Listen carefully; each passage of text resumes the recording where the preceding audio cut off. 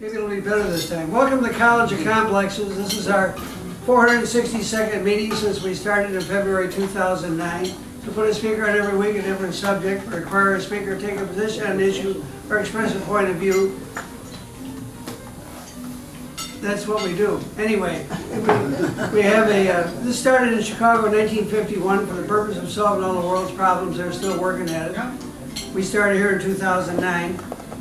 We put a different speaker on every week, a different subject. They have to be for or against something. We don't care what it is. We give them an hour to make a presentation. We go over an hour, we cut them off.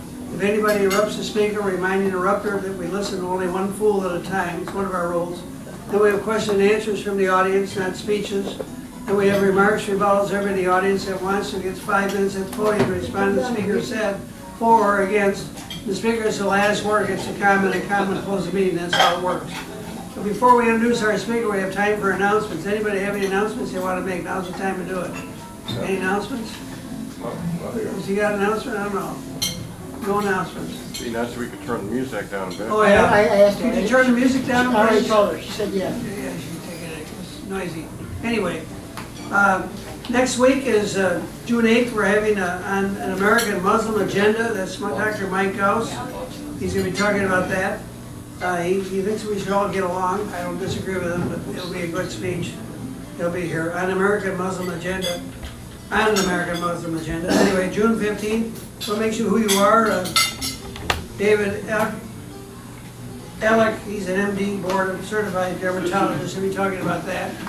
Hi, gorgeous. I did go to the museum, but it was a downpour. Oh, what a day, yeah. That's my wife. Yes. Susan. We hope so. Well, you never know. On June 22nd, we're going to have Dr. Daniel Hurley. He's going to be talking about are you being treated adequately for your brain problems. It's on your itinerary. I'm not going to read all this. And on June 29th, Greed Ruins Everything. It's Dr. John Beasley. He's sitting right here. He'll be talking about that. And it's on your itinerary. I'm not going to read all this. It should be good. And anyway, July 20th is the next, June 6th, July 6th, July 6th and 13th, we won't have any meetings here because they're going to be closing the restaurant to go on vacation. So July 20th will be the next open date for a speaker, just so you know. Okay, our speaker tonight is Dr. Ravi Batra.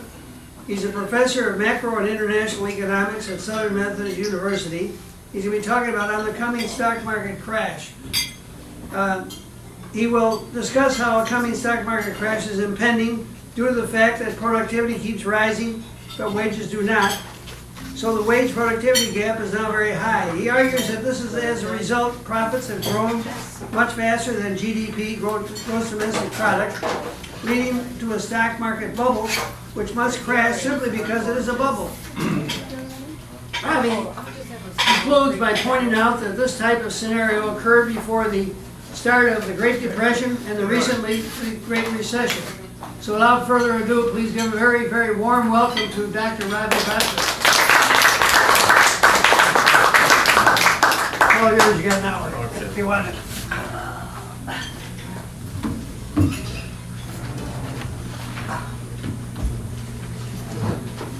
Thank you, Tom, for inviting me and sharing my thoughts to this nice bunch of people. Now, a long time ago, I met a teacher in India, 1964, that far back. I met him. And I asked him a simple question. Is there any simple way to make accurate forecasts? I just wanted to, there are a lot of ways to make forecasting, to make forecasts like econometrics, data gathering and so on. But they're not foolproof, they're not so accurate. And I wanted to know if there was a very simple way, an accurate way to make forecasts. And I was a student at that time at the Delhi School of Economics. So he said, yes, there is one.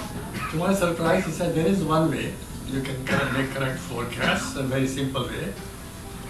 He said, say the opposite of what every other economist says, and you'll be right most of the time.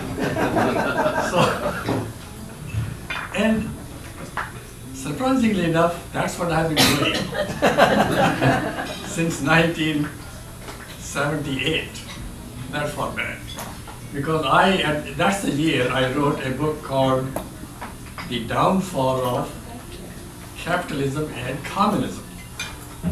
Both systems I wrote in the book were going to disappear. The Soviet Union would go away by the end of the century, and monopoly capitalism would vanish around 2010, give or take 10 years. So by 2020 is my deadline for the end of monopoly capitalism. Only monopoly capitalism, not free market capitalism. There's a difference between monopoly capitalism and free market capitalism. But I said there are some very important signs to look for the end of that system. And the most important sign is extreme inequality in society. When you find that there is excessive inequality and there is a lot of poverty in the nation, then the nation would revolt against the authorities and they will throw away the monopolists. And now I find that there is a lot of inequality, a lot of poverty in America. Surprisingly enough, the poverty is incredibly high.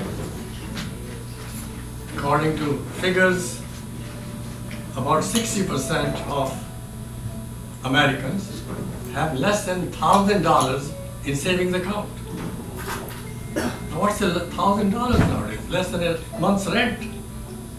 So there's a lot of poverty and incredible wealth concentration. So that's a sure sign that something big is going to happen. So that book was The Downfall of Capitalism and Communism. And I also have a record of writing a book each time a stock market crash occurs. Like you had a big stock market crash that occurred in 1987. And 2 years before that, I had written a book, The Great Depression of 1990. So, and the stock market crash occurred in 1987. The Great Depression actually was a Great Recession, did not become a depression. Why? Because China started lending us a lot of money. In their own self-interest, they began to lend us money. Now, if you borrow billions and trillions of dollars, even a pauper can become a billionaire. So, the depression was averted. Then a big stock market crash occurred in the year 2000, 2001, the dot-com bubble, if you recall, dot-com bubble. And a year before that, I wrote the book, The Crash of the Millennium. So that happened. Then, in 2008, another crash happened. And at that time, I wrote this book, which speaks, it's the new golden age, coming revolution against, I think it's political corruption and economic chaos. And so, in this book I predicted, and this was written in 2006, that a great crash would start, Great Recession would start in 2007, and then things will just go on, and people won't be happy, poverty will keep rising until there is the end of monopoly capitalism in the United States, and that should be by next year. Now the question is, what's my theory? Why do I think, what's my theory? Well, the theory is, believe me or not, so simple that everybody can understand it. You heard of supply and demand? Everybody heard of supply and demand, right? For a balanced economy, for a good economy, supply must be equal to demand. That retains balance in the economy. Now, if you produce too much, if supply is greater than demand, then people are laid off. That's the only way people will be laid off, if there is too much production, not enough demand. So the reason for a stock market crash, whenever it occurs, is excessive production. Okay. Now, the main source of output, the main source of this supply is productivity. If an employee produces more, supply goes up. If you produce more, if you can produce more, supply goes up. So that's the main source of supply. What's the main source of demand? Wages, your wages. If you earn enough, you buy, you create demand. So if productivity rises faster than wages, what will happen? Supply will rise faster than demand. If you follow the argument, please nod. If you don't, just say no. So if productivity rises faster than wages, supply will rise faster than demand, and there will be excess production, overproduction. And overproduction leads to layoffs, unemployment, and so on. Now, we all know very well that productivity has been rising faster than demand for a very long time under this monopoly capitalism. Under monopoly capitalism, productivity always rises faster than demand because of productivity goes up when there is new technology. And monopoly producers make sure that wages don't rise enough sufficiently. So production increases faster than demand. But how do you retain this balance? How do you retain balance in the economy? Our politicians have found a very simple way. They have found a way out to maintain this balance even though productivity goes up faster than demand, faster than wages. What's that way? Create debt.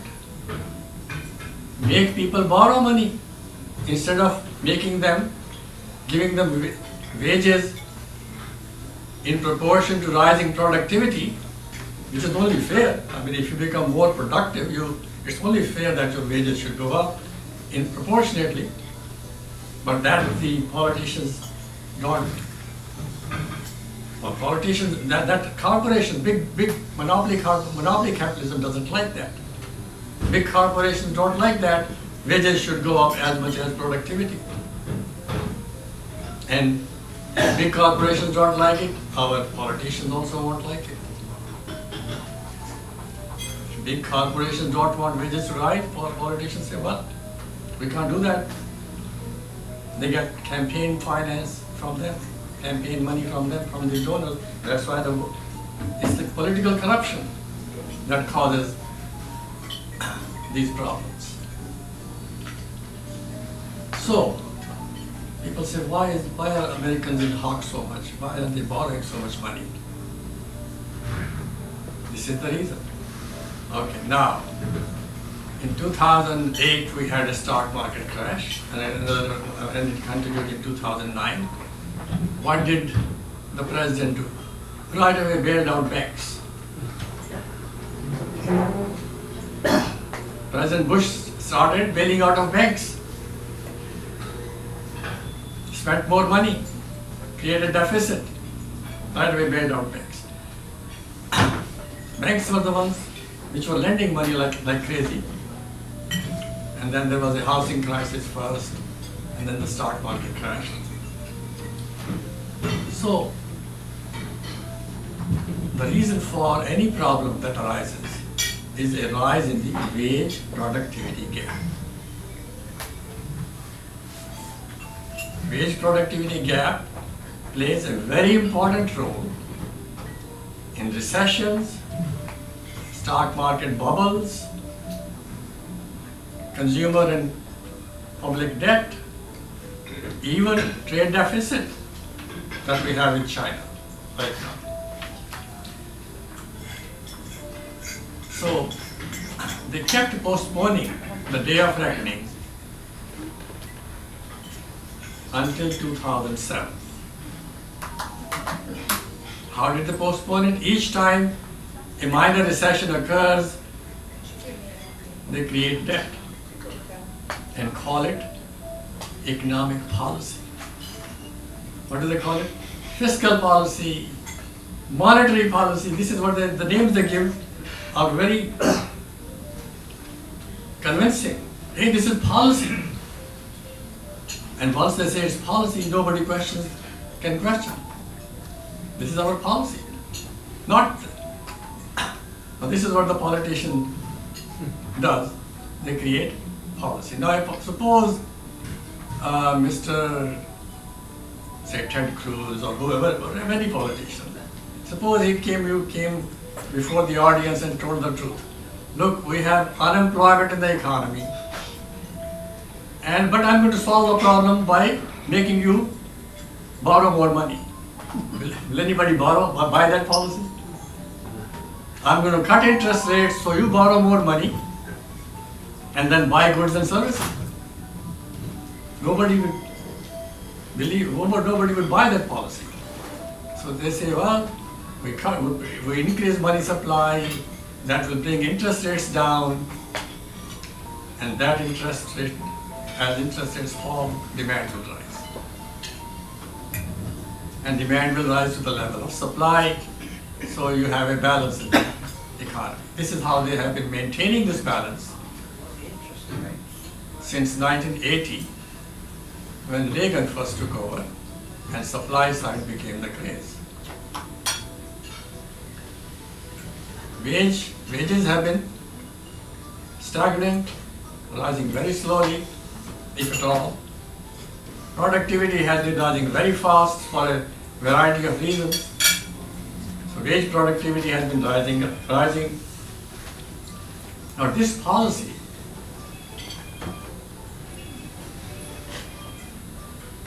the producers, the monopoly capitalists love.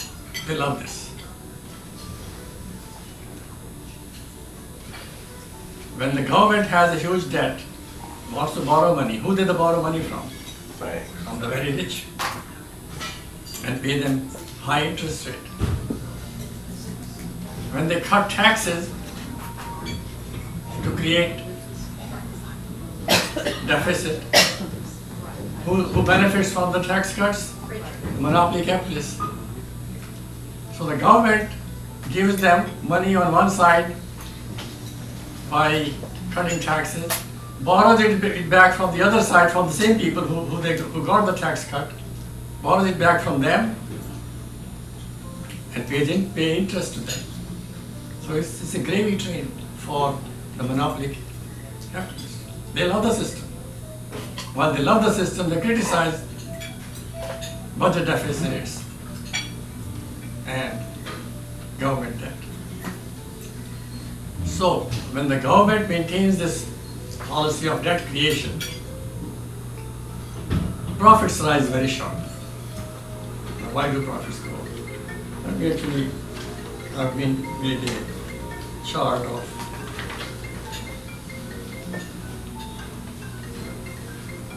see if you can read this stuff. Supply equals demand. That's good. Okay, up a little bit. Good. We got it. Yeah. S for supply, D for demand. Okay. For balance, supply equals demand. And supply minus demand is unsold goods. Unsold goods.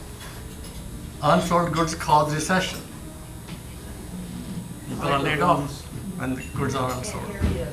Okay? Okay, so this is the first page.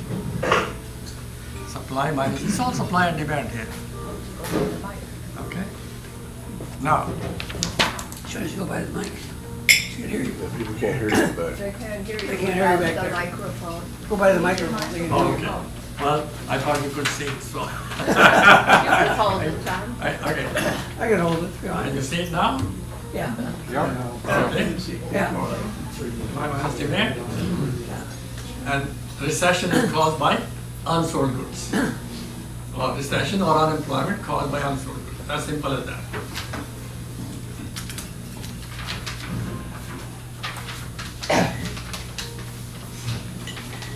Okay. Now the question is how the government debt and consumer debt raises profits dollar for dollar. Every penny they spend, every penny of the debt goes into profits, which is a big surprise. The politicians complain about high profits. They complain about inequality and high concentration of wealth as if it's their fault. No, it's politicians doing it. How? How does that happen? Now, suppose we have there are two main entities involved in the matter of production. Two main, labor and capital. So we say all production is ultimately divided between capital income and labor income. All production is divided between capital income and labor income because those are involved, those are the two entities involved in the production process. So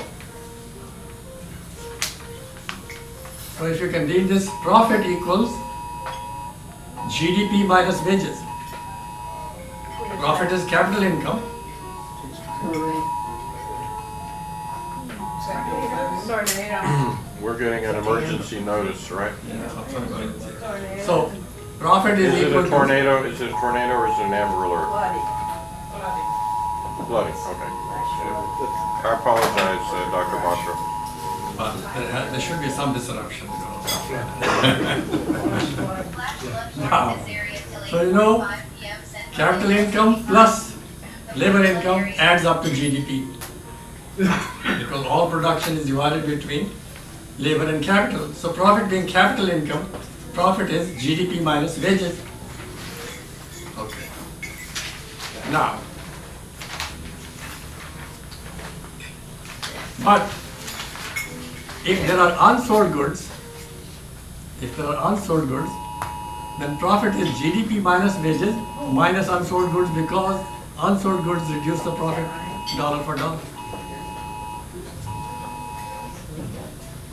That's the, I don't have to have these equations, but they prove the thing that every dollar of debt goes into capital income or profit. So profit is GDP minus wages minus unsold goods, if there are unsold goods. Okay? So, if unsold goods disappear through debt creation, they become zero. If the government creates a lot of debt, unsold goods disappear. And debt is equal to, the new debt is equal to unsold goods. So all that debt add. So then profit becomes GDP minus wages minus zero. So all that debt has gone into the capital income. Because debt, that the government created the debt, bought unsold goods. Who did they buy it from? From the producers, from monopoly capitalists. So they get all that revenue from, all that debt goes into the revenue for the producers, so that profits rise sharply. Now how do we know that profits are rising sharply? Well, there was an article in New York Times which showed what had happened to profits among under Obama. It's not Obama's fault. Everybody does the same thing. Obama, Reagan, Bush, Clinton, now Trump. Everybody has been doing the same thing. Whenever there is any recession or whenever there is even a threat of recession, create debt, and they call it policy.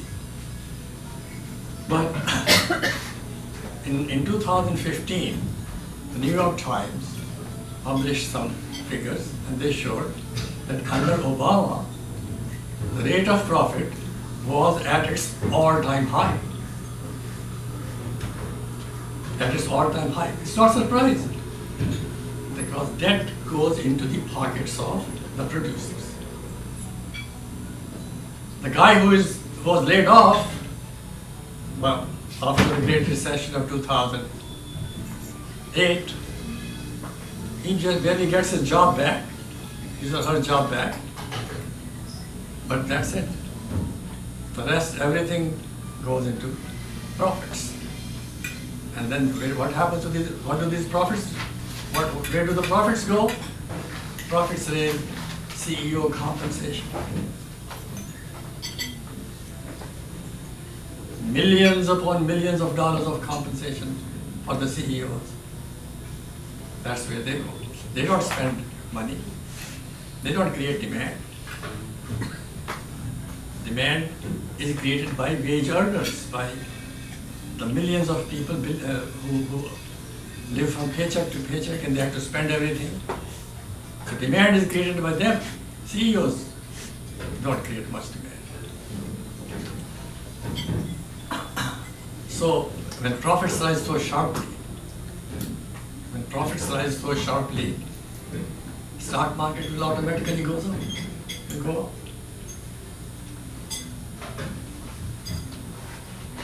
When you see the stock market zooming, it's a sign of bad economy. It's a sign of big trouble ahead, and a sign of bad economy, because it means the rising. It signifies the rising wage productivity gap and creating problems that are being postponed through this debt. Now, why does every stock market bubble crash? Every bubble has crashed. The bubble bursts in the end. Why? The government can borrow as much money as it likes. At least the US government can borrow as much money as it likes. But the consumers can't borrow. There's one troubled consumer, I think, here. So, Their iPhones, turn them off. it may be mine also, I don't know. Yeah. So, profits always crash. The stock market bubble always crashes. Now, why does it crash? It crashes when the banks find that consumers have run out of good collateral. Consumers borrowed money on home equity. And there are lots of home equity loans. They borrowed money on their cars with 0% financing. You heard of 0% financing. So when consumers run out of good collateral, banks won't lend anymore. And when banks stop lending money to the consumer,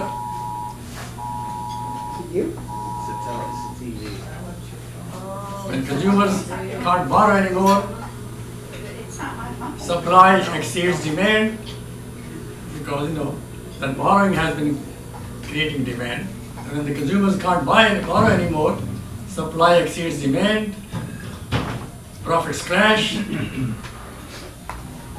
There are unsold goods now, profits crash, and as profits crash, people are caught off guard.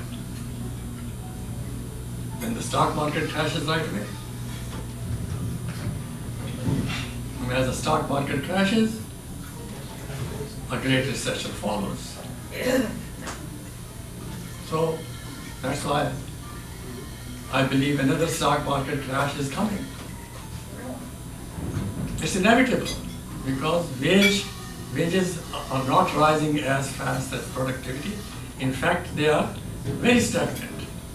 Productivity is rising fast, and people say, hey, rising productivity is great for our society. Yes, it is good, only when wages rise in proportion to productivity.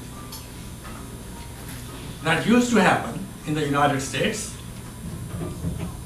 If you look at the figures from 1950 to 1970 or 75, you find wages rising proportionately as productivity, with productivity. That used to happen because we did not such a huge monopoly capitalism. We also did not have free trade. So wages could rise. Free trade prevents wages from rising. And we didn't have any crash. From 1950 to 1975 or so, there was no crash. No bubble, no crash. After Reagan introduced supply-side economics, there were lots of bubbles and lots of crashes. 1987 was the biggest crash, bubble and biggest crash. Then dot bubble of 1990s burst in 2000 and 2001. Then another crash happened in 2008 and 2009. And this is the reason, wages rising faster than productivity. Now if you look at history, go back to the 1920s, there, at that time, the government was not spending too much money. The government used to have a surplus in its budget at that time. So therefore, they could not postpone the impact of rising wage productivity gap.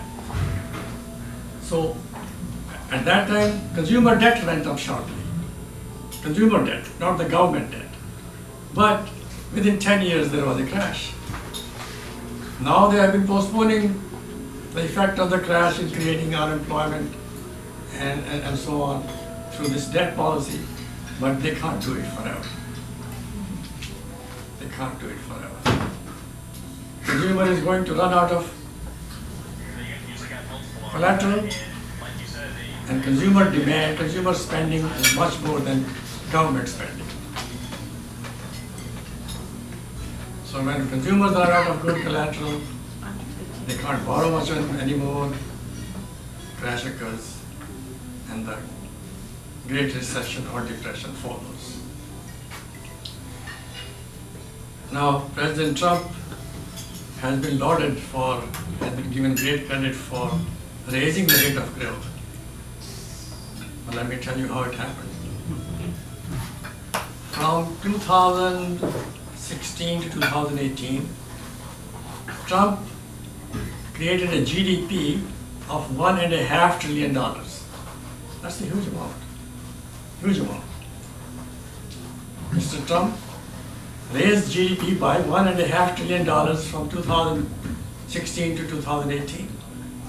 I said, well, that's pretty good. Then I looked at the debt figures, government debt figures. Debt went up by 2 trillion. GDP went up by 1.5 trillion. Where is this? What is this policy? This debt created demand or debt created growth, which will fall apart, which can disappear any time. And now consumers are in as much debt as they were ever in 2007. They can't borrow. I mean, there's additional debt now. Student debt. So much student debt. And it doesn't matter what you call debt, whether it is student debt or credit card debt. This debt is debt. When the economy crashes, jobs go away, but debt stays. That doesn't go away. So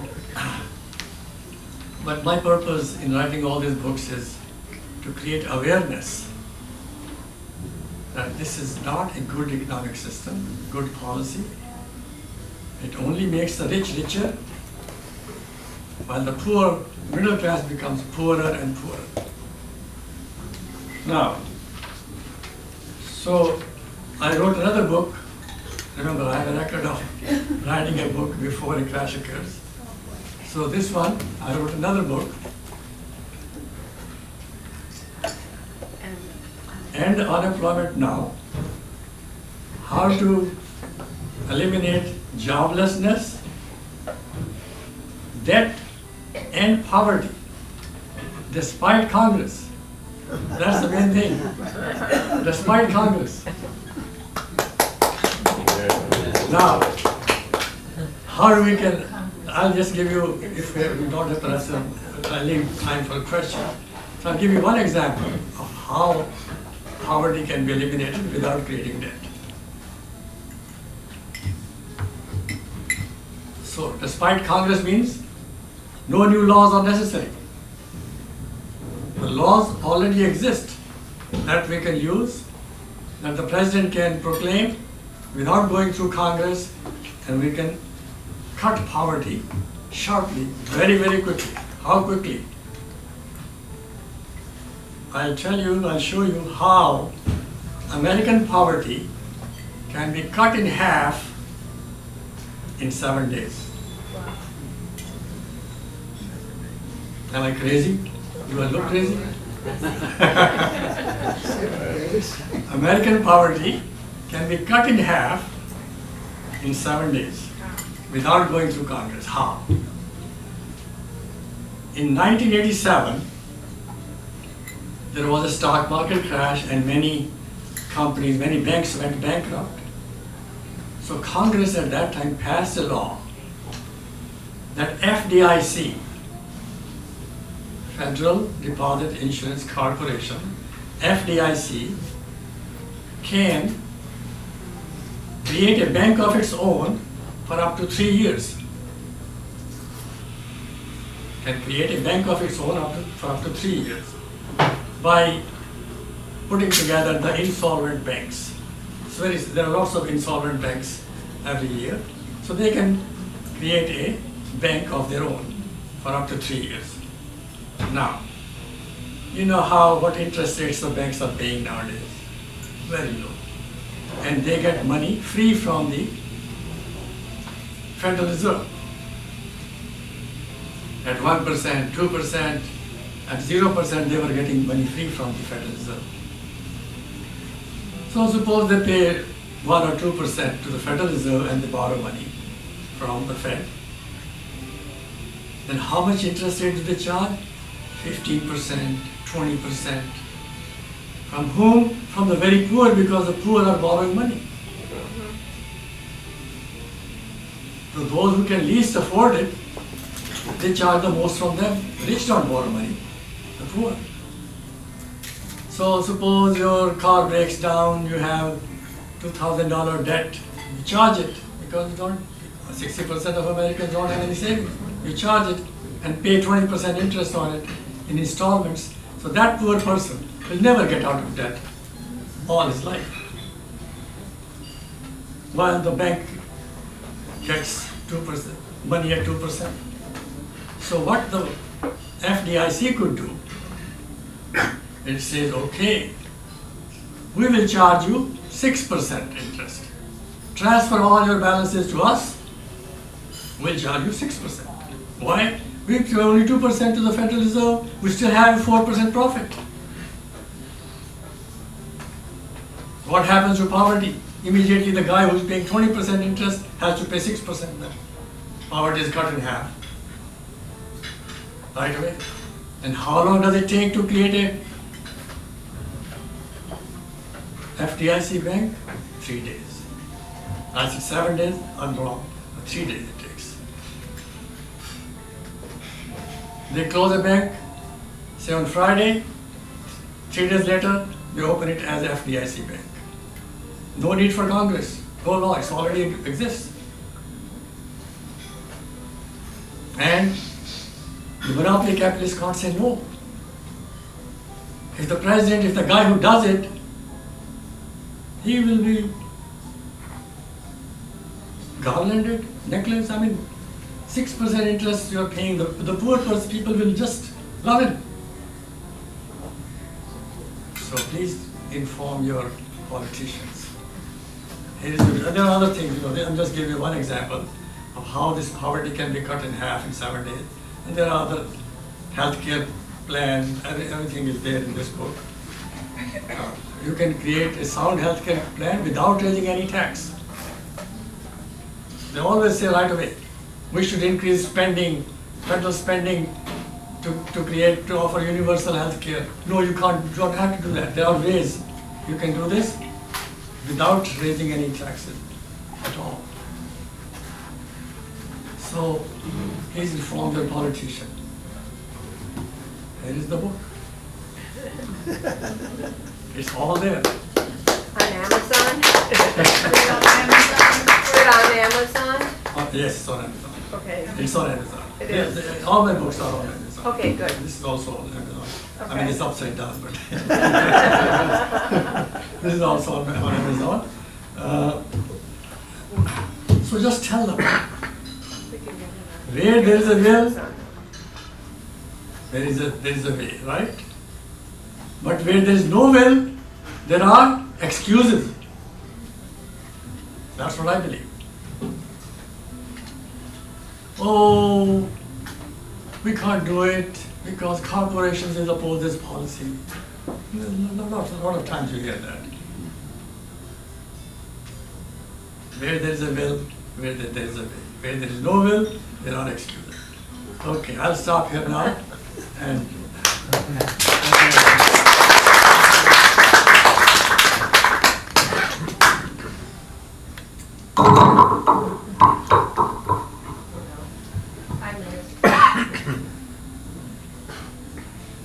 Dr. Batra, can you talk to us about where we are in reference to Sarkar's cycles? Sarkar cycle? Can you explain Sarkar's Well, cycles? this book, Sarkar cycle I dealt with in Downfall of Capitalism and Communism, and then he updated that cycle in this one by saying that, okay, now wealth is heavily concentrated, poverty is rising, so the preconditions are there now for a revolution. So I think we are about 2 to 3 years away for this revolution. And the revolution only means the end of monopoly capitalism. I was just sitting looking over the water and I started to eat, and out of the corner of my Dr. Batra, what advice would you give to Trump about these tariffs? To Trump or to any politician, same advice. We can end this poverty, we can create a sound health care and eliminate the trade deficit at the same time if you follow the policies given in this book. I wrote this book when Mr. Obama was president, and then the vice chancellor of some university in New York interviewed me. He said, the president doesn't need any other book. This is it. This is the thing in it. Everything you have tackled. Remember, how to eliminate joblessness, debt, and poverty. All 3 things we are tackling. It's not that we're leaving debt out, because creating debt is no way to create prosperity. I think he asked more specific to what is your opinion of these Who has the mic? tariffs? Oh, did I have the mic? My opinion? No, I was just clarifying the question. What was the question again, please? You gotta have the mic. No. Start over. My question? Have you ever sent in one of your books, like to Mr. Trump, or have I they did. requested your books? You'll be surprised. I sent one to Ms. Pelosi, Yes. and also I sent to, is it Conway? Kellyanne Conway. Kellyanne, she doesn't read. That's right. He doesn't read. Well, how can you send it directly to him? To follow on what the gentleman was saying up there as it relates to the tariffs. Oh, tariff. Yeah, it was tariffs. I don't think he heard you correctly. Okay. What advice would you give to President Trump, given how you This is designed one the thing- economy, what these tariffs This is one thing I are? support. Tariff policy is one thing that I support. Because if you read history, you will find that this income tax is the gift of free traders to American society. This is what happened in history. Under Abraham Lincoln, tariffs were as high as 60%. And the United States became the nation with the highest living standard soon after he passed away. I mean, he was killed. But soon after he left, tariffs were very high, and the United States had a huge manufacturing base and a real exporter of manufactured goods. The United States then had the highest living standard. And irony, there are many ironies in history. The Democrats hated tariffs. Republicans loved them. Great ironies of history. So if one party likes it, then the other doesn't have to like it, would like it, because they're opposite. So the Republicans wanted these tariffs, the Democrats hated them. But the big problem for the Democrats was that how to pay for the government. If you eliminate tariffs and they created something like 60-70% of federal revenue, how do you pay for the government? Then they proposed the income tax. Now, the income tax was passed in 1914. it was first passed in 1885 or Oh, something, okay, yeah, first time. and was challenged, and the Supreme Court held it unconstitutional Right. because it was challenged.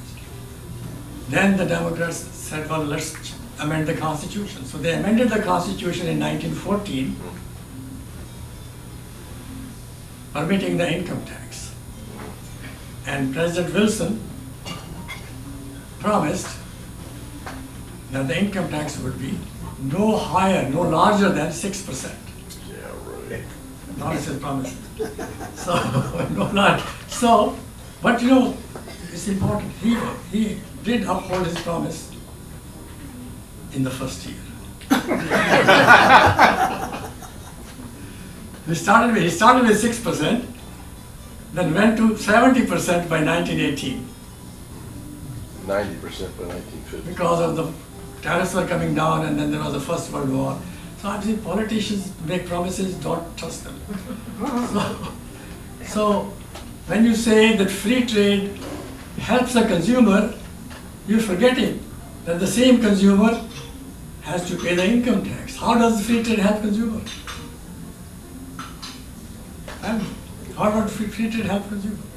Would you not, I mean, tariffs have a purpose, I get that. Tariffs has a purpose. But are we not applying them in the wrong time in our history? Should we not have started to do it back in 1980 when all these manufacturers, especially the Japanese, even late 70s, early 80s, they took over complete markets, you know, television, electronics, a lot of that stuff, as well as, you know, the car scene. So, you know, to me, it's a little late down the road It to is start, late. and It is it's late. certainly not promoting, there is no competition anymore, is the nut of it. And also back in the 80s, the United Is this a States question? and the 70s had a 10% investment tax credit. So my question was, are we applying tariffs Yeah, too so late? And number it is two, true. what's happening to things like investment tax credits that impact American business? Those are two questions, okay? The investment tax credit is simply a boondoggle to big corporations. They are going to put money into investment anyway to keep growth. Here, only here, Yeah, right. not It is, elsewhere. right, it will, see, what does Apple need any money from the government? No. No. Does Apple need any money? They have billions of dollars. Do they need any incentive? The incentive to expand your business comes from the market. If the market makes it profitable, then you invest. Otherwise you don't. So these investment tax credits are simply gimmicks. They don't help at all. Does Apple need any money? Does Microsoft need any money for investment? No, they have plenty of Not money. today, but back then it was helpful. Yeah. Dr. Batra, we had tariffs all the way through till I think the last reporting year was 1998 when the revenues coming in from tariffs were $483 billion. Okay. And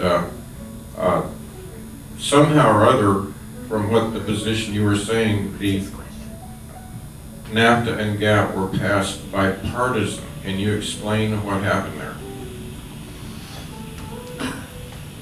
NAFTA and GATT were passed so that the monopoly capitalists could take advantage of cheap labor Yeah, amen.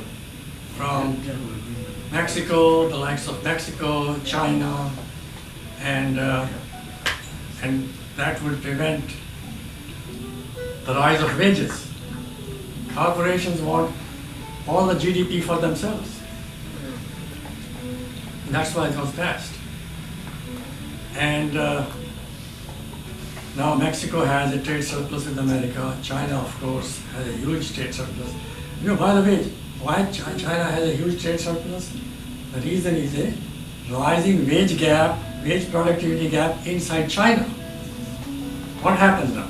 Why does China export so much? Wages increase, rising productivity increases supply, which is China has been stealing technology from the US, from Europe, from Canada, and their productivity has been going up, so that increases supply. But their wages are not rising much at all, so they don't have much of their own demand. So what do? Ship surplus production abroad. That's the reason for their trade surplus. Ship it abroad and create problems for others. So I support Mr. Trump in the matter of tariffs. Now it will cause dislocation. It will sure do. But if you don't do it now, the forecast of many economists that China will have the largest economy in the world at the expense of USA in 5 years, 7 years. So somebody has to do that as far as these tariffs are concerned. And by the way, I had an article published. I wrote an article published in the Dallas Morning News on May 30th. And the title of the article was, "Do tariffs always raise prices?" No, they sometimes bring them down. You will see when you read that article why they bring them down. When tariffs were very high in the United States under Lincoln and his successors, the biggest headache of the American economy at that time was falling prices. Prices fell for 20 straight years with tariffs, even though tariffs were so high. So let's base our policy on history, not on empty theories. Amen. I have a question. You predicted that it would be the end of capitalism as we know it now. Right. Do you see Bitcoin coming in at that point? Bitcoin. Bitcoin, no. Bitcoin is just another gimmick of these corporations. And these prices jump when The corporations start buying them. Then they crash, and then they stop. What I see, the future is one of free market capitalism or mass capitalism. The future is one of mass capitalism in which the majority shares of a large corporation are owned by employees themselves. This is called economic democracy or mass capitalism. When the employees own the shares, and I'm not just saying blue collar employees, white collar employees, all sorts of employees are there, they own majority shares, then the CEOs will be appointed by them. Then the CEO will see to it that their wages go up in proportion to productivity. Then there will be no problem at all of any kind, no debt. Everybody benefiting from the rise in productivity, from new technology. So I see the future, I see one of mass capitalism or economic democracy.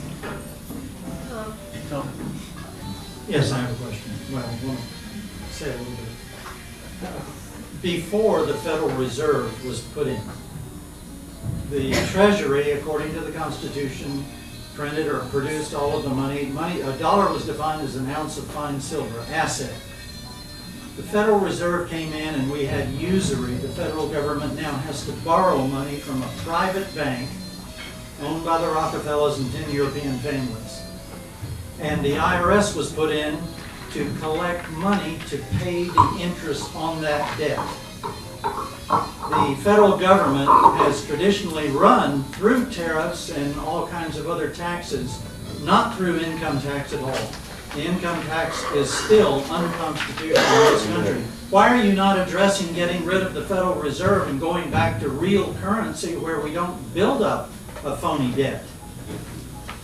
Well, first of all, the income tax is not unconstitutional because the amendment was passed in 1913. Yes, but people, private organizations have gone to every state and found that in fact they did not have the numbers necessary to ratify that amendment, although the people in Congress declared they did. That's right. Well, it was Congress, I think, amended the Constitution, not the individual states. They have to ratify it. Well, anyway. For an amendment to the Constitution, the states have to ratify it. Oh, okay. Yeah. So, Well, let him answer. What happened?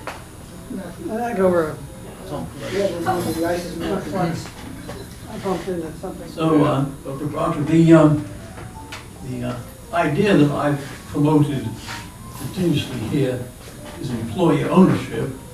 And so what you're saying is when the employees actually get the gains of the increase in productivity, then this will in turn end these recession cycles because the demand will always equal supply. Is that from your book? That's yeah, what you're saying? that's exactly right. There will be no recession anymore, except maybe weather causes some recessions, so temporary, but no human-made recessions. No recession created by people themselves.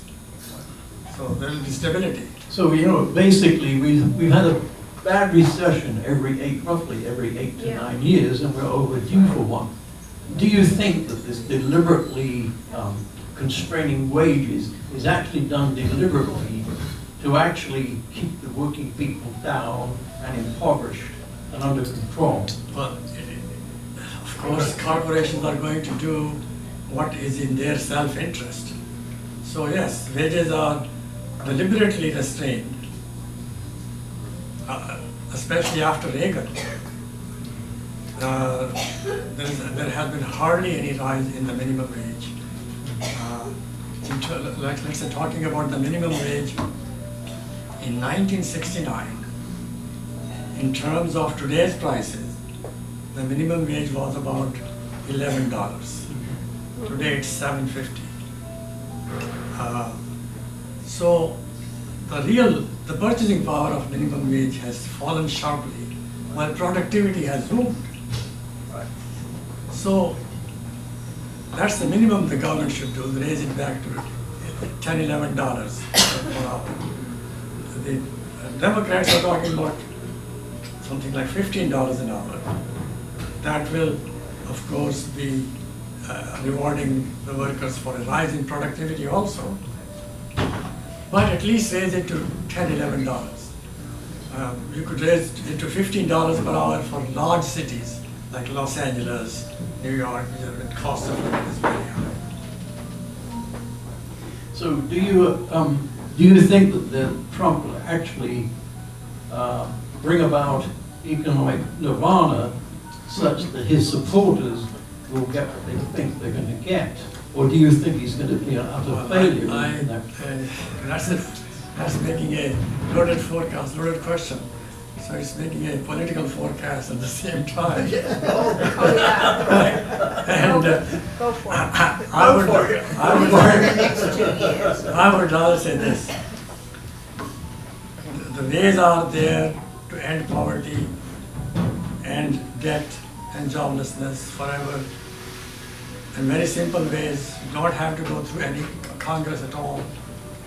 Whoever does it will become an immortal president. Because if the public has to pay only 6% interest rate to banks rather than 15 to 20%, that person will be immortal, will become immortal.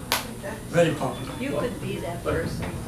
I'll just make a comment that I presented the idea of instead of paying people to be unemployed, you actually pay them to start businesses actually as a way to have employee ownership. Good, yeah. And of course, one of my friends were horrified by that notion. They just couldn't accept it. Well, I have calculated the cost of creating one job. You know, it is, the debt is about more than 20 trillion. And we have added maybe 10 million jobs since the Great Recession started. So if you divide 10 million by the divide 20 trillion by 10 million, it's more than $2 million or $3 million per job. You could just pay the workers, unemployed workers, to stay home and be much cheaper. So the money is going to college corporations. Where is all it going? It's all going to rich corporations. And they love it. They love the system. But don't you agree that since the corporations essentially have bought Congress, how do you actually get Congress to actually, what you're saying is there's going to have to be a revolution to it to change. Well, it will take a revolution, definitely. But every person is interested in becoming popular with the people. Every president wants votes. If you want votes, then cut the interest rate without going through Congress, just by creating an FDIC bank. You'll be elected very quickly.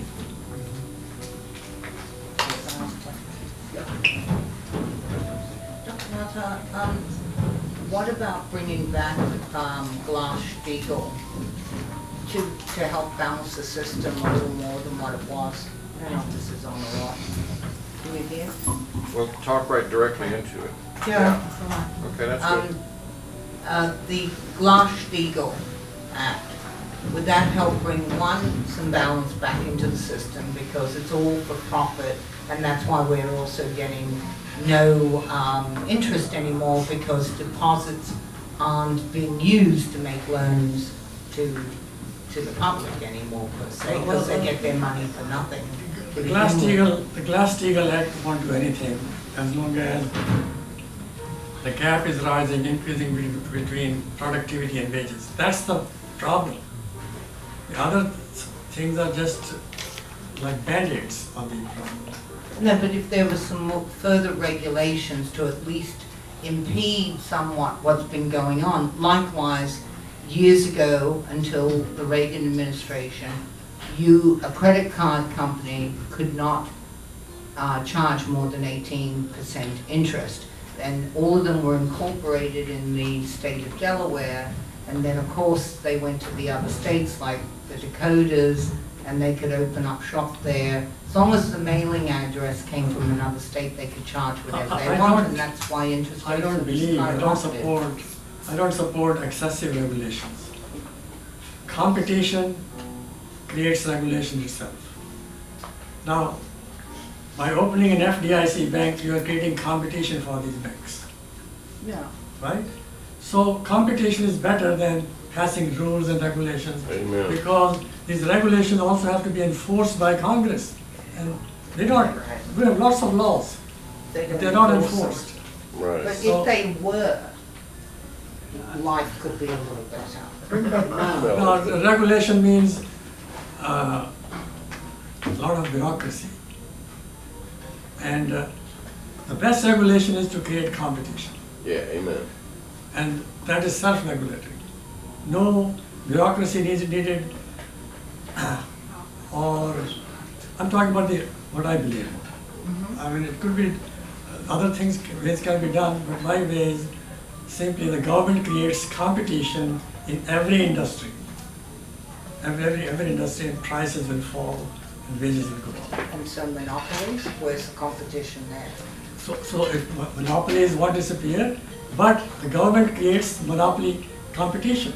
That's All right. these monopolies. For this Then the instance. monopolies will have to, then this is known, in economics, we say there are two types of policies.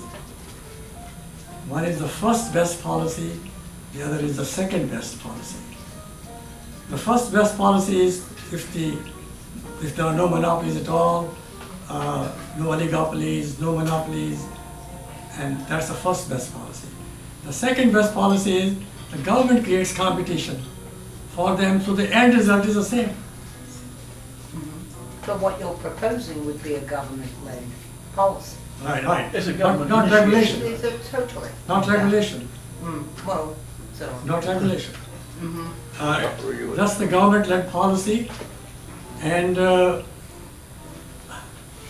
then prices will come down by themselves. The end result is as if you had competitive capitalism, and that's what matters. The end result matters, and the end result is as if you have competitive capitalism without any regulation. But the government is one of the. That the government has to do that. And in this system, no debt is necessary to stabilize the economy. Hello, do you know where the poorest countries are in the world right now? Any of the poorest, least rich countries in the world? Which country in the world? Where are the people the poorest that you think are a problem?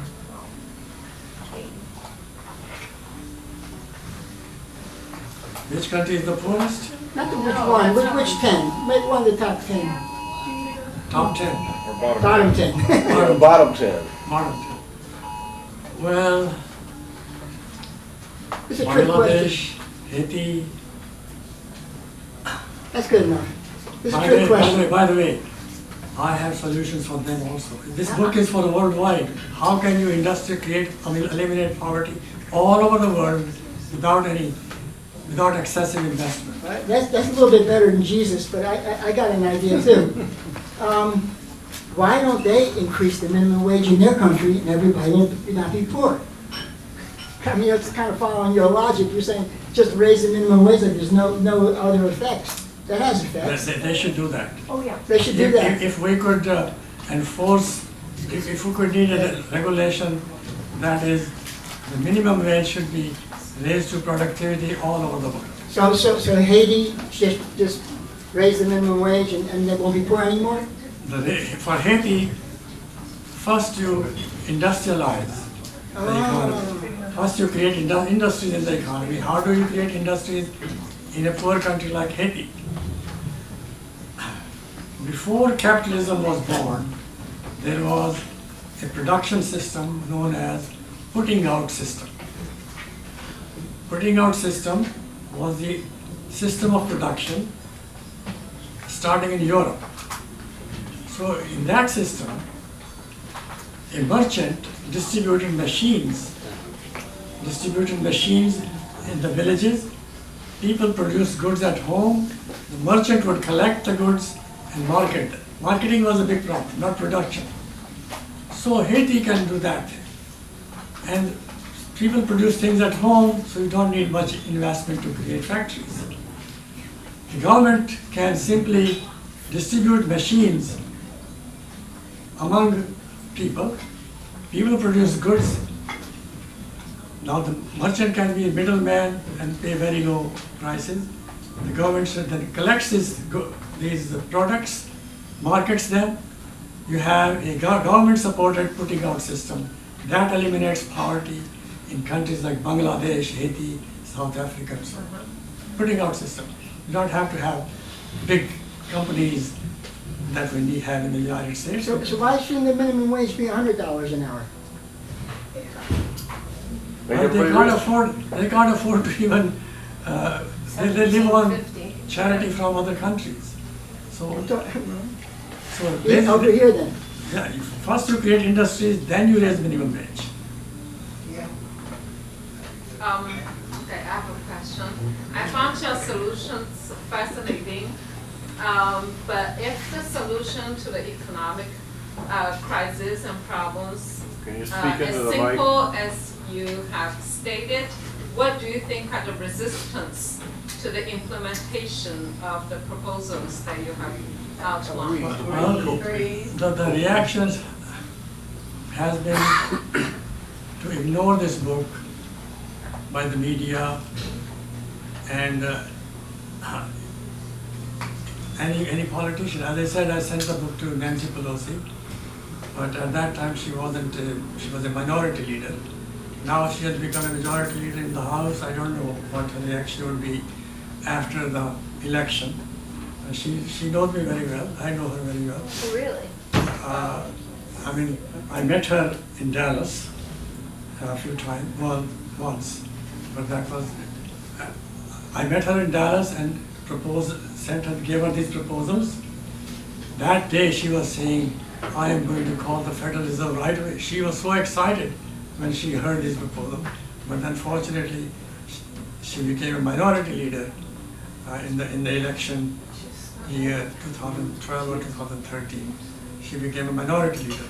Now, she's a majority leader and she has an opportunity to follow these policies, which she might. So what do you think are the main reasons of resistance or just neglect of the proposals that you have? What are the critical reviews or other economic reasons for resisting? What's the reason for my prediction? For the resistance of implementation. Yeah, okay. I think it will perhaps take a change in government, and that occurs in 2020, and then that's why I'm expecting a revolution in 2020. And it will take a revolution for these proposals to be really enacted.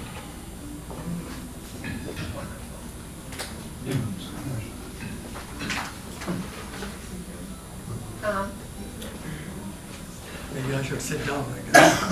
One more. Yeah, one more. One more. Don't you think that the biggest impediment to the introduction of your ideas is the fact that both parties really support the moneyed interests and really don't support the interests of the average American? That's the greatest impediment. That has been the real impediment, but now the public is very aroused. The public, okay, another important signpost for the end of capitalism that I wrote in that book, the Downfall book, was to see what happens to female politicians. I wrote that before the system disappears, lots of women will get involved in female politicians will get involved, and then they will be a big reason for the end of the system. And that has happened too. Yeah, actually, another question. You didn't mention the inversion of the bond yield curve, which is starting to occur. Well, that's, yeah. No, that I didn't foresee. But I foresaw three things for the happening in the US. A lot of wealth concentration, rise of poverty, and women getting involved, increasingly involved in the system. None of those three have happened. Okay. Okay, that makes it. I think you need to sit down. Yeah.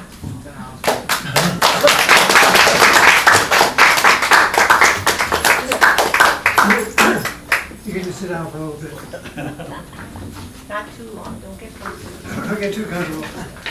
Now it's your turn to talk, so whoever wants to get up here and say anything you want, either for or against what Dr. Batra had to say, now it's your turn, you got 5 minutes. Okay. How about 3? 5. Up to 5. 5 minutes. Thank you. That was interesting. I guess you don't remember me. I've been in your house. And so is my wife. But, there's one point I didn't get a chance to ask because there were so many questions. But I wanted to ask you if you know about who owns the majority of investment in a lot of these blue chip corporations, the 500 fortune. And I was going to recommend a YouTube where this guy just picks apart what he calls the Comprehensive Annual Financial Reports, CAFR. And turns out that our problem is really bad because people like to demonize the corporation, but the problem is that the corporation is actually run by the government at the level that you didn't seem to, maybe you don't even know about it, but I'm talking about owning majority stock. Like Bill Gates owns so much less stock in Microsoft than government entities if you count them as a group. And that is one theory of why they bailed themselves out on Piper in 2008. Anyway, I'll share that with you if you want. The other question was how much power, maybe when you get a chance to come up afterwards, how much power does a president actually have? Because in these matters, other than starting wars, which I know they like to do, they have power there. But you mentioned Bush, Obama, Trump, Reagan. Is it really in their hands, these issues, to the extent that is politically associated with their ears and so forth? So I guess mostly I had questions I couldn't ask before. So maybe you remember when you get up. There is one biggest question. It's kind of going to irritate a lot of you Democrats out here. Because as a famous Democrat told me, you ain't going to change your mind, but I know I ain't going to change mine. Anyway, that's, anyway, I didn't come here to talk politics, right. You said inequality is caused by supply and demand imbalance, right? No. And you're not going to argue with that. That sounds pretty basic, and I'm sure that's largely true. Now, how does this thing of worshiping the mass immigration, uncontrolled immigration you might call it, or maybe controlled immigration into that equation? Supply and demand is going to, balancing supply and demand is going to help us out. I don't see how the immigration thing fits in too good with that. So those are my questions. Thank you.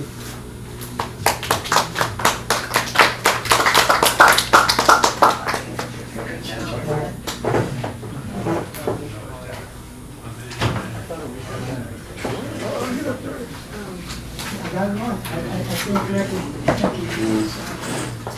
I made a bad assumption.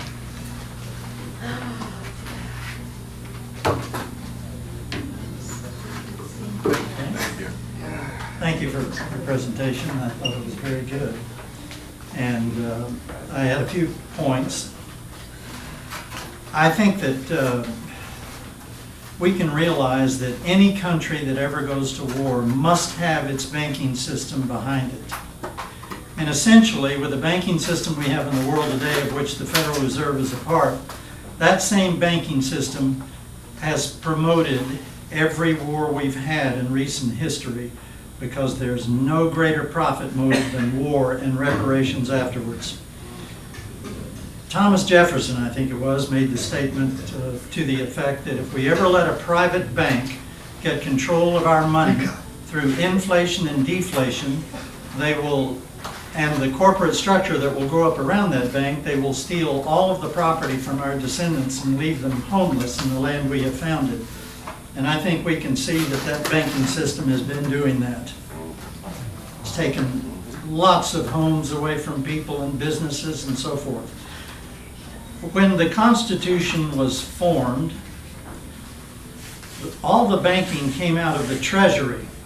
The Treasury could produce all the money for the government, zero interest. That did not build a national debt. All of the money that supported the government was import duties, tariffs, sales taxes, things like that. Still the same today. That's what runs the government. The money taken in on personal income tax, which is still unconstitutional in our Constitution, pays the IRS. That's where your checks go. Fed. Competition in banks. Free enterprise. What is a bank that is a profit motive institution going to do? Try to get all the money it can from all of the people who put their money in the bank. And I look at some of these banks and all the little things they've come up, $30 for this and that and so forth. All these fees that didn't happen many years ago. I don't think there ought to be competition in banks. I think all banks ought to issue out of the Treasury, and that ought to be a government function that works for the people and not for competition to earn money for the banks. We have, you used a term that I like a lot because Ken and I have a little bit of a difference in opinion. He likes the idea of capitalism, and I think capitalism, the way it is today, expresses this opiate, the strongest in human consciousness of that blend of greed and lust for power. So I think this country did not form on capitalism, it formed on free enterprise, where everybody could have a good business and there could be competition, but there are no monopolies trying to take everything away from everybody else. We have not enforced the antitrust laws in a long time, and that needs to be done again to eliminate this domination by monopoly capitalism. I like that term, but I like free enterprise better. I forget which country it was and who the author was, but I read this book a long time ago. There was a man from a South American country who immigrated to Houston. He became a doctor and he wrote a book. And it talked about his country. They had a very nice tourist trade, a beautiful country. There was plenty of food growing wild all over the jungle. If you got hungry, you just walked off the road and went and picked something. And they were very happy while he was living there. Along comes, what is it, the International Monetary Fund and things like this, and talked to the leaders of the country. You need bridges and you need dams and you need to build into a modern economy.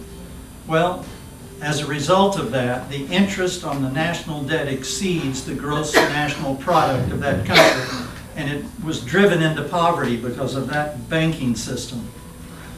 I know a lot of people, I've made comments and people have just been very opposed to those comments. I stick with Thomas Jefferson. He was absolutely right about the banking system.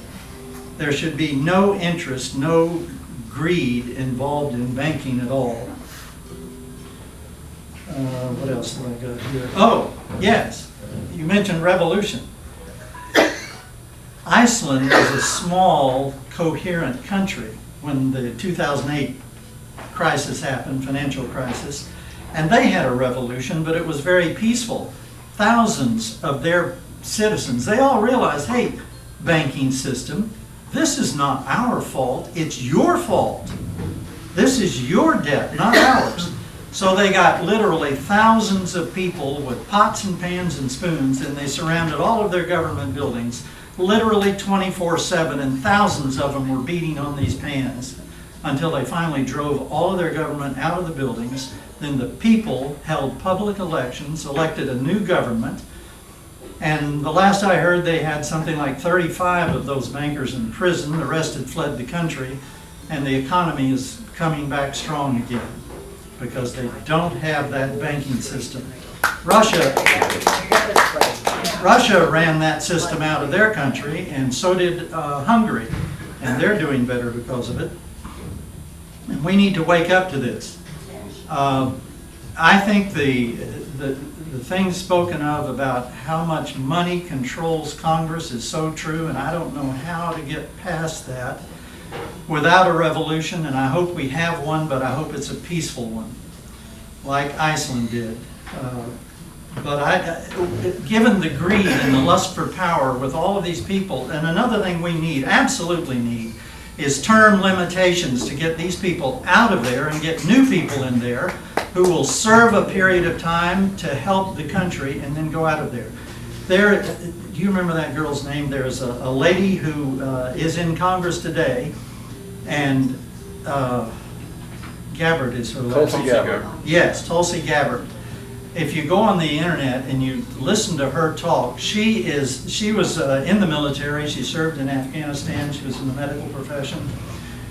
She's in Congress, and she is the most constitutional American I have heard speak in so many years. It's incredible.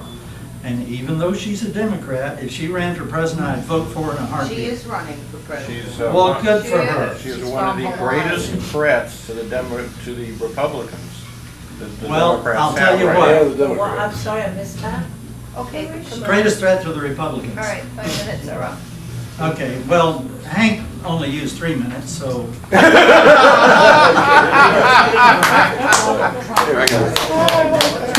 Trump wants to. Oh, I'm sure. Give me a check, give me a check. I want to talk about tariffs a little bit. Back in the 1800s, we had tariffs that were as high as 60%. The government, there was no income tax.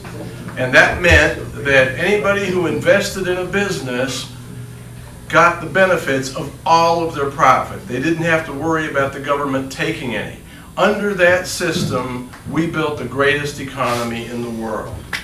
And we put the lie to communism because the communists said that America would be a great crucible to prove communism because all of those workers in America are going to rise up against those nasty capitalists and force them out and take them over.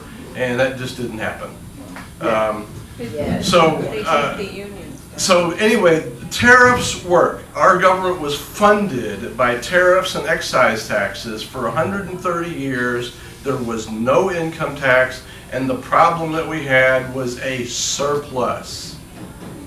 There was more money than we needed to run the government.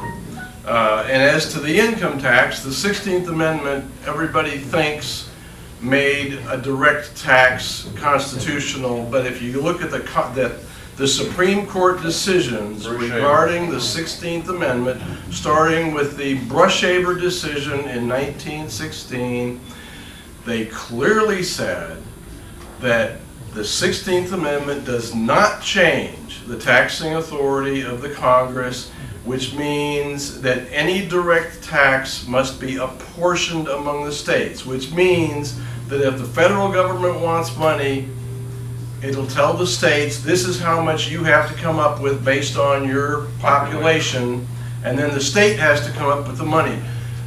The Constitution does not allow a capitation tax, despite what the 16th Amendment says. If you read the Brushaber decision, which you can find online, it's very clear in that decision that the income tax is not to be a direct tax. It is an excise tax based on a privileged activity, which none of us are subject to. You can't say that. Yes, I can.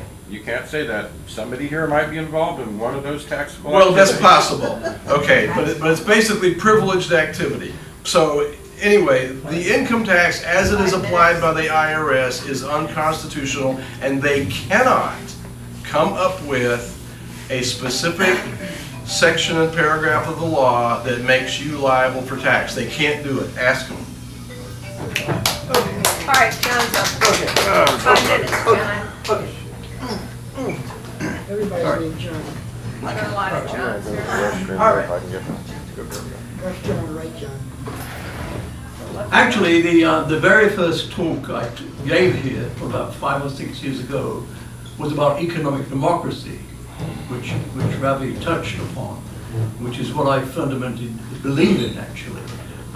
Because actually the wealth of a nation comes from the optimizing the productive capacity of its people, not what these elite are up to. Because most of, as they say, they squirreled away, the 0.01%, squirreled away most of the money. And basically, where's it gone to is the tax havens operated out of the city of London. It doesn't go back and circle back where we need it. The other problem America has is, it's not paying its way in the world, okay? And so we have a $20 trillion cumulative trade deficit. Now, as I've said before, what does that mean? Well, we've had to sell $20 trillion of American assets. An enormous amount of American land has been sold. So America actually is selling its land itself away, apart from its businesses, like the pork business that was sold to China. And basically, the other thing I talked about, my very first talk, was Lord King's proposal in 1944 at the Bretton Woods Conference. He proposed a system which was akin to like a paper gold standard. Now, when the Britain, in fact, operated at the gold standard, you couldn't run a trade deficit because you settled your international payments in gold. And of course, if you had a trade deficit and went on and on and on, you'd run out of gold. And so that would, in fact, your currency would fall because of that. So it could never happen. But you see, so what Keynes proposed was like a paper currency called a bancor, meaning bancor. And under this system, where the debtor countries, their currencies would rise, or actually fall relative to the bancor, and the surplus countries, their currencies would rise. And so that would cause an automatic balancing of international debt. Now, at the time, Harry Dexter White was negotiating with Keynes, and America could not imagine that there would ever come a day when America wouldn't have a trade surplus. Because, the spending during the war had pumped up the economy so much so America had too many goods. And again, their problem was, and Europe's problem was, they didn't have the money to pay for the excess production. So it was unimaginable to them that this would ever happen. But it has, because America's ambitions abroad really, like armies everywhere, that costs money. Also, as we know, corporations decided that the best thing they could do is to export jobs. The best export was jobs. And so actually, Trump stands there and says, well, our main problems are these people from South America who come and take our jobs. And the other big problem is China, who's getting powerful at our expense. No, the fundamental problem was within America itself. Okay, it doesn't invest properly in its people. It has a healthcare system that is falling to pieces and wildly expensive. And Ravi is right. You have to have a change of heart, a change of plan, because we must put America back to work again, where everyone earns decent wages. I mean, the poverty out there is astounding, actually, and you have to see it to believe it. But these guys at the top really don't give, and we have both parties who really don't give a damn about the average ordinary American, and that's the problem. But you see, the vast peasant population that we have really are so duped by false religions and Trumpism and all the rest of it. They just don't see what's happening. But you can't go on running up this debt forever. And as Ravi says, this policy itself, this sort of crony, actually we have oligopolies, which are not really monopolies, but they're near monopolies. And basically, they actually, there is no competition, so they produce as much just to maximize the profit, you know, by controlling supply and prices. And so they have a downward sloping supply curve. In fact, it's not going up, and let's explain that before. So basically, yes, America needs a change of heart. It needs a change of government, but frankly, I just don't see that happening. You know, I just don't see enough people, you know, that have America's main wide interest in their hearts. We're all bound down by the, you know, firstly you have to recognize the problem. What is it? Well, they're looking at the wall beyond the wall to the Mexicans. They're looking to China. That's not the problem. The problem is between the heads of American politicians. But you know, their main interest is bribery and corruption. Once they have to raise so much money.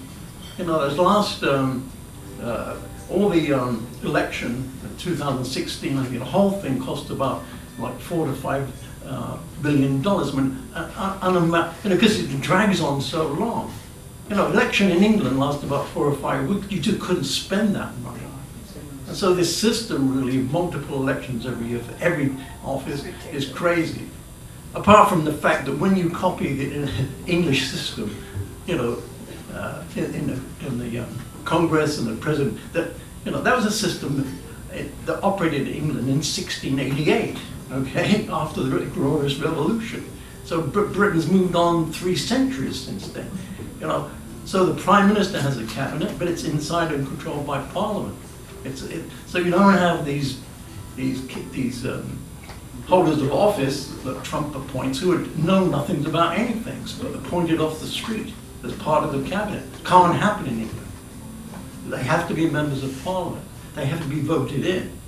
So we have an unelected cabinet from nobodies who know nothing about anything. Now they're not going to change a damn thing because they don't have the intellect to change anything for a start. And as for Trump, you know, utter failure in business and anything else. And yet we elected the fool. Good luck.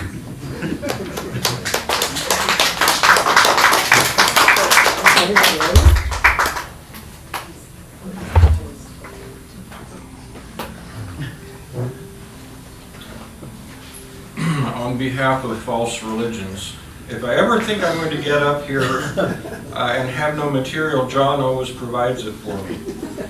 So, talking about those false religions, there is no greater false religion than Marxism. It is a religion. It sells a utopian dream. I didn't advocate Marxism, by the way, but you know. That's okay. I see. But speaking of false religions, I'm here advocating them, just not that one. I'm delighted to have Dr. Batra here to speak. I've followed his work from a distance for many years, and I realize he is talking at a level for this audience, and he's not going in on some of the deeper economic models and so forth, because even I don't think I would even be ready to appreciate if he were doing so. But I do know that we are in a great economic financial transformation right now, and I get up here and speak a little bit about it once in a while, and it seems that I'm the only one talking about it. Nobody else has the information. But some years back, the Basel III banking requirements were passed, and to date, I think it's somewhere around 130, 140 countries are compliant. And what that represents is an asset backing of their currency. And America is on its way back to an asset-backed currency. Now, this is not full asset backing. I think the level is, I think 20% is the minimum requirement.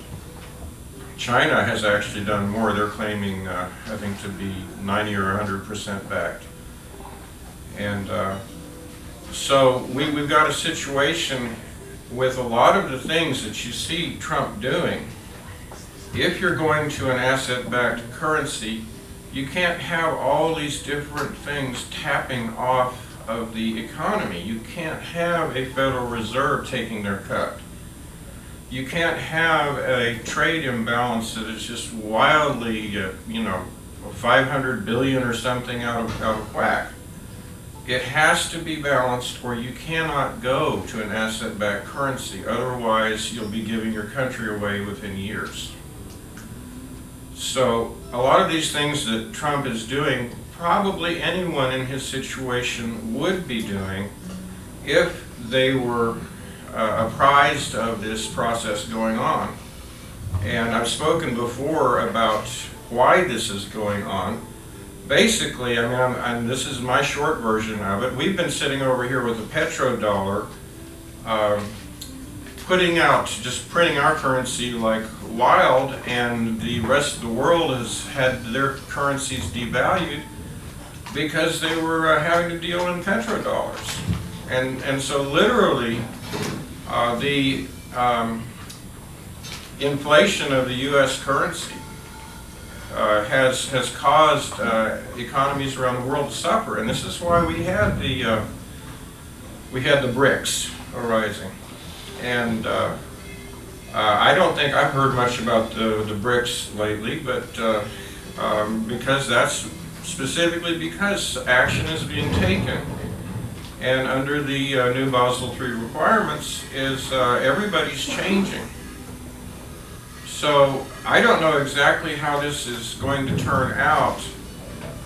One of the problems we have is we have an executive in there who goes out and does powerful negotiations for this country.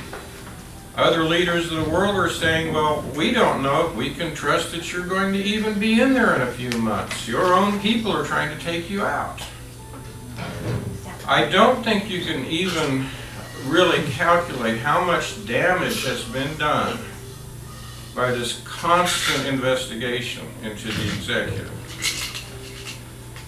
And I think that history will vote with Trump when this is all over, said and done with.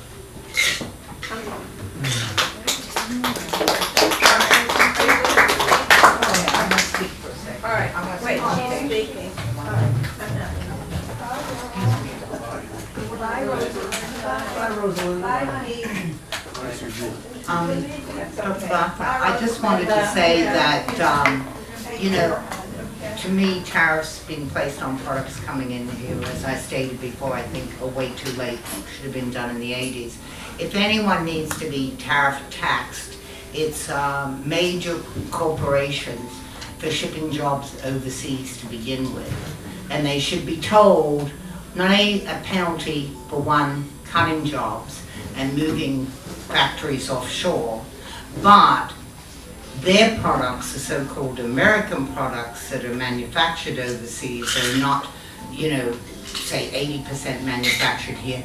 Those are the products that should be heavily tariffed coming in here, and then the foreign imports can have a ride in. So because this has just gone on too long with the American greed out of these corporations, and I do not even understand why there isn't a major uproar and a consumer movement about, forget the major stuff coming in, but just even the cost of everyday goods that have gone up and up and up, and no one even seems to question the cost of toilet paper or tissues anymore, or just everyday products, cans that have gone from 16 ounces to 14 and a half. There's no such thing as a quart of ice cream or a pint of ice cream anymore. All of those things, and we just sit back and we take it. And airlines are charging a fortune, yet people climb onto these cattle cars and travel. I remember back in the day, when I lived in the Northeast, people stopped buying iceberg lettuce because of the treatment of farm workers in California. The cost of beef went up. Sirloin was actually raised to like 59 cents a pound back then. People, Bess Meissen came out and said, let's do meatless Wednesdays. Guess what? The price went back down. When people tried to protest the banks in this country, and Wall Street, all they got for their effort was pepper sprayed. and moved off by the police, who probably got a call from the guy at Wells Fargo or Chase Manhattan or what have you. And as it relates to the 16th Amendment, I do not know every word in that amendment.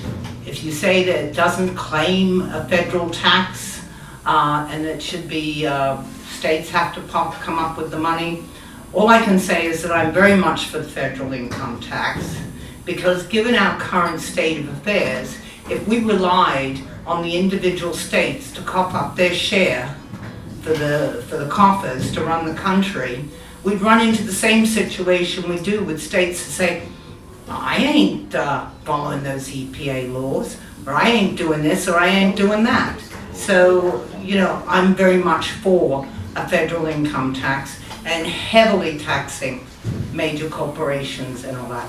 No one says that if you're a CEO, at the end of your day, you get to be a billionaire. That was never the case back when. And as far as employees running corporations, I think that's a great idea too. I think it would be a much healthier economy.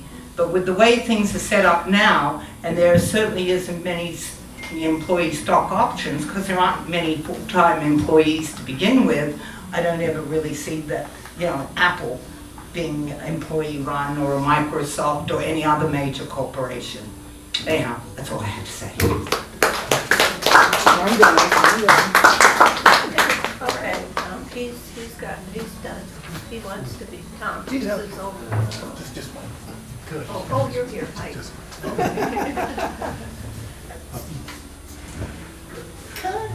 Curtis. Yes. I agree with what someone has said, that out of the tariff, the whole trade imbalance has gotten so far out of hand that they've had leverage on us in trying to do something about it right now, which something needs to be done, but we're so far behind the power curve and leverage now that anything that's being done to try to bring it about is simply going to hurt the consumer. You know, just imagine what automobiles and all of the other goods that we import is going to cost. It's going to hurt the consumer. There are no easy answers to this stuff. But how in the world can anybody say that the investigations that's going on is going to hurt us in the long run? Prove that? I just don't get that. When, you know, the investigation started, all of his Justice Department, you know, they're all Republicans who started this. And from Sessions to Rosenstein, he's being investigated because he brought it on himself. And his own Justice Department, main one who's doing this. And how anybody can look at that Mueller report and say that it acquits him. The Attorney General is just the President's private attorney, has no integrity, has been proven to lie. It provoked Mueller to come out a few days ago and just directly contradict Barr and saying his hands were tied. He said that Russia interfered in our elections on the part of Donald Trump to hurt Hillary Clinton. That's what Mueller said himself, a man of high integrity, conservative Republican. He said that Russia helped get this president elected. That's a fact. And you can sit and deny that all you want to. I do. Yeah, I know you do. Mueller said that himself. The evidence is there. You can go and talk to him. He knows more about that than you do. Be happy. And even put it in his report. They did. And the number that they indicted. And furthermore, he just look at what Republicans said about him in 2016 election. Ted Cruz, Lindsey Graham, Mitch McConnell, what all the people said about him there. Worse things of what I could say about him, but they're scared of him now. Somebody to say, go walk down Fifth Avenue, shoot somebody, not lose any support. He said that.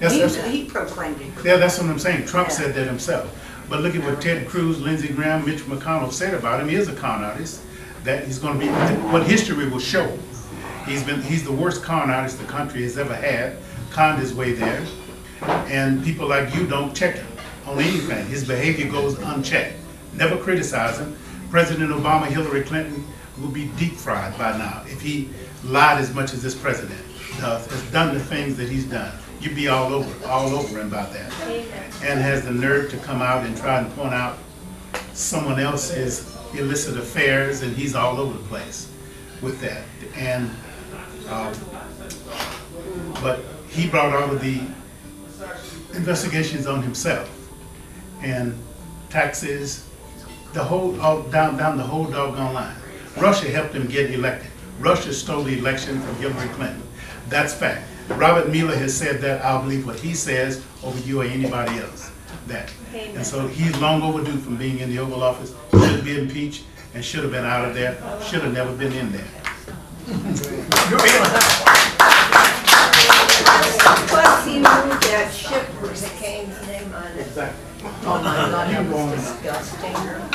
Isn't that amazing? And not Thomas Saylor's not a show. I guess I'm the last one standing.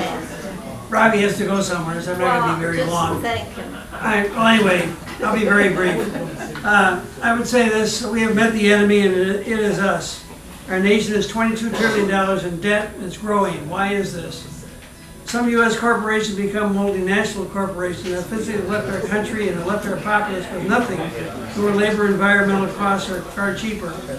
We lose the jobs of production, we eventually lose research and development as it follows production. We pay more for products, for transportation costs, etc. from these relocated corporations. Taxes to our government are far diminished, the investor class gains, and everyone else suffers. Carried to its logical end, progressive countries suffer, non-progressive countries are exploited, nationalistic rebellions ensue such as Brexit, and progressive countries that are now being exploited and everyone else suffers. And we wander around swatting at snowflakes in search of solutions. Anyway, my point is I'm trying to be fast and give this back to Ravi. Anyway, The hook. I think he did a great job here tonight. I could have said more and I won't, so let Robbie get up here and finish this off. Come on. You get the last word. Okay. I have only one line to repeat, not add, repeat. Where there is a will, there is a way. That's right. Okay, Where there is no will, there are excuses. right. So let's have a will There is a will, there is a way. and throw away all the excuses Right. for a good government.